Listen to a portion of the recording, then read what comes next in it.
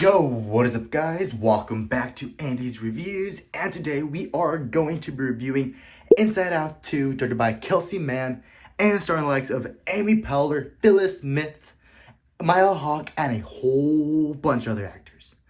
Let's get into it.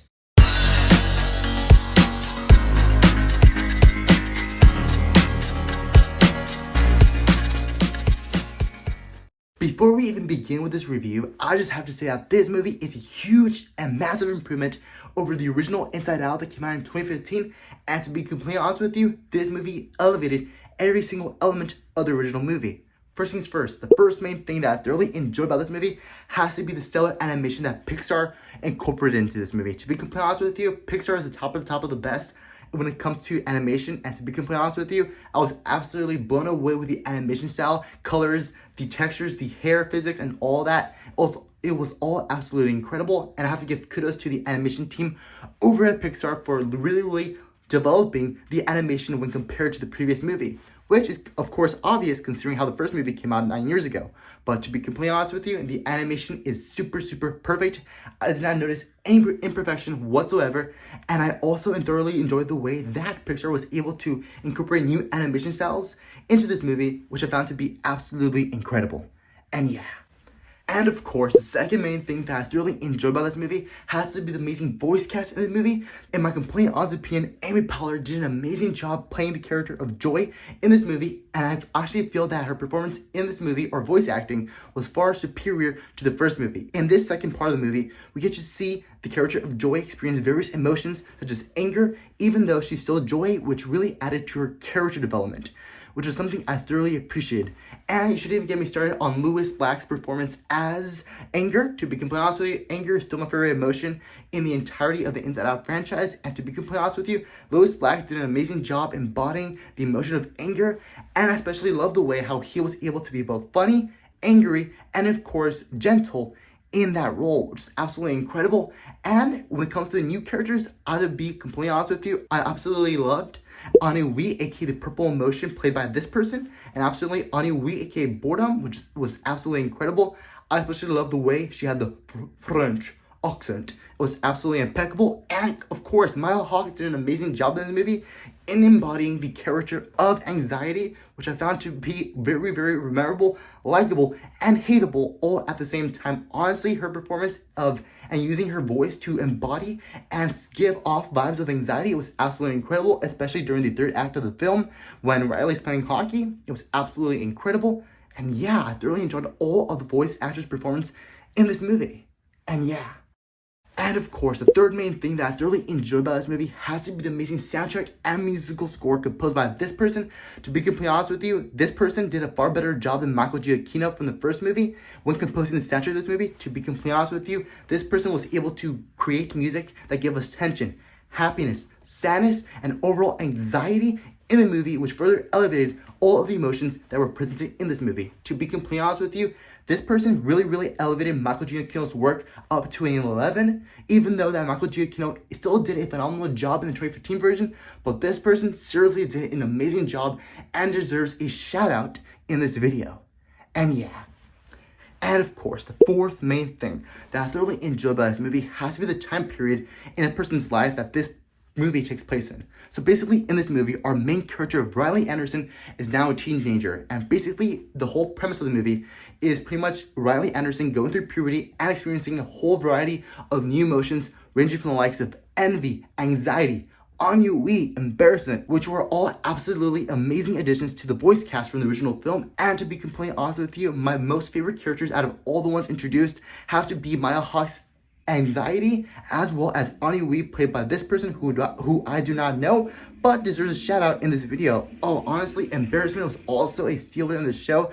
I especially love the way how he didn't see a single line in the entirety of the movie until the very end of the movie, which was very relatable with the character that person, aka Embarrassment, was representing in the film, which I actually thoroughly enjoyed. And honestly, yeah, it was absolutely incredible. And I also love the way that Pixar was able to incorporate or build upon the lore of the original movie by adding the element of what makes a person and how all of the memories of a person and their experiences in life make up the very unique person, which is absolutely incredible, and I thoroughly enjoyed the way that Pixar decided to both represent and implement that element into this film. To be completely honest with you, this movie is way better than the original film in so many ways. And yeah. And of course, the sixth main thing that I thoroughly enjoyed about this film has to be the way that the directive team over at Pixar and this movie were able to incorporate real life experiences or examples that many of us, the audience, have experienced throughout our lifetime. For example, in this movie, we get to see Riley Anderson trying so desperately to fit in with the rest of society, especially when she wants to join the new hockey team in the movie, which heavily resembles what many of us wanted to do when we were growing up and entering our next stage in life, also known as high school, which is absolutely amazing. And I also especially love the way that the Pixar team was able to fully embody the awkwardness, the awesomeness, and the absolute dreaded experience that was puberty, which is absolutely phenomenal in this movie and very well done. I especially love the way that the Pixar team was able to incorporate these new emotions into making puberty look exactly as realistic as possible to what one would experience in real life. It was absolutely incredible, and honestly, Pixar really did a good job in embodying the awkwardness that is puberty. And yeah. And of course, the seventh and final thing that I thoroughly enjoyed about this movie has to be the absolute perfect pacing of this movie. To be completely honest with you, the pacing of this movie was far superior and better than the previous movie, and I honestly felt that Pixar really did a phenomenal job in taking enough time to introduce new concepts, introduce the current life of Riley, and to ultimately reach a satisfying conclusion by the end of the story. And in my complete honest opinion, every single emotion and character in this movie gets their own time to shine in this movie. Even Riley's friends from the movie get their own very unique moment in the movie, which heavily added to both the plot and the emotionness of this very movie, which was something I completely appreciated. And I also love the way that basically all the emotions in this movie got their own moment to shine and actually didn't feel sidelined in this movie, unlike the previous movie where basically most of the emotions were sidelined, which is something I thoroughly appreciated and just deserved a shout out in today's video. However, of course, that doesn't necessarily mean that this movie is without flaws. Some of the things that I do not like about this movie has to be the way that this movie has a super predictable plot to the point where I was able to guess the entirety of the plot within the first 10 minutes and where the point was going from point A to point B to point C and all the way to Z. And to be completely honest with you, the entire plot was super predictable but still enjoyable in the long run. And yeah, honestly, Pixar did a good job in still keeping me entertained the entirety of the movie, even though I could obviously tell where the story was headed from the moment when Riley hit puberty and turned 13, all the way to she went to the hockey camp and all the way to the movie's conclusion. It was also predictable. And of course, the internal conflicts in the movie were absolutely very predictable as well, since Pixar really took inspiration based on people's real life experiences and what one would experience throughout their time during puberty. And honestly, the entirety of the plot was super predictable, which really dinged a few points in my book from the movie, but it's still an overall well experience. And yeah, I still liked it. And of course, the second main thing that I did not like about this movie in order to create an impartial review has to be the fact that this movie really has a lot of jokes that really don't stick the landing in my book. Again, I am 20 years old and this movie was intended for a younger demographic, but to be completely honest with you, the movie had a bunch of jokes or forced jokes that really try to make the audience laugh. But for me, none of the jokes landed. Luckily enough, I was in an auditorium where there was a lot of kids who actually laughed at the jokes. But for me, honestly, I only laughed like around one time throughout the entirety of the film. Besides that, I had a straight face throughout the entirety of the film. But the one time I laughed had to do with Louis Black's character of Anger making a very funny joke towards the ending part of the movie. But besides that, the movie really has barely any jokes that didn't even land. But they were still enjoyable to watch. And yeah, I really liked it. And of course, the third main thing that I did not like about this film, in order to create an impartial review, has to be the fact that this movie really lacks the emotional punch or emphasis that the first movie had to begin with. In the first movie, we got to see Riley Anderson moving away from her hometown in Minnesota and her moving to sunny side San Francisco in order to start a new life. And we got to see how the relationship between her and her parents worsened as the movie progressed. And by the end of the movie, it was super heartwarming seeing Riley Anderson embrace her family at the end of the film, which really packed the emotional heartstrings, especially with Michael Giacchino's score. But to be completely honest with you, I didn't feel the same emotions that I felt when watching the first movie, and I really felt that Pixar really missed the emotional punch the first movie had, especially considering how this movie really has no emotional aspects to it besides Riley going through puberty and experiencing the emotion of anxiety.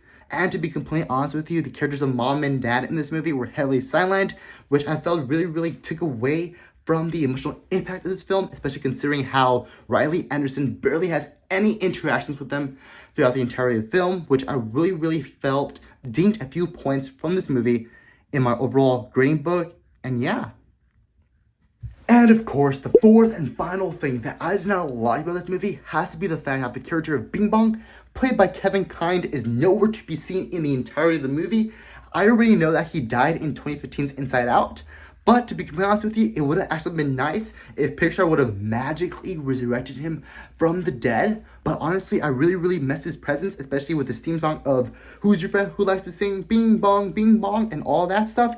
And I really felt that Bing Bong could have added more comedy into this film and more joy into this film, even though the movie was still pretty good. But that's just my own personal opinion. I just really miss that character, or I really like that character. I just really like that character and missed him. And I just wish that Pixar could have been nice enough to incorporate them into this film, just because. And yeah. Well, there you have it. When it comes to placing this movie on the Angie's Reviews grading system, I have to say that this movie deserves roughly 8.5 chimichangas out of 10 chimichangas, a rewatchability score of 1 time every couple of years for adults, an infinite amount of times for children, as well as an overall grade of a B+. Well, there you have it. Don't forget to subscribe to this channel, drop a comment down below letting me know your thoughts about this channel, and don't forget to hit the post notifications, and I guess I'll see you guys in the next video.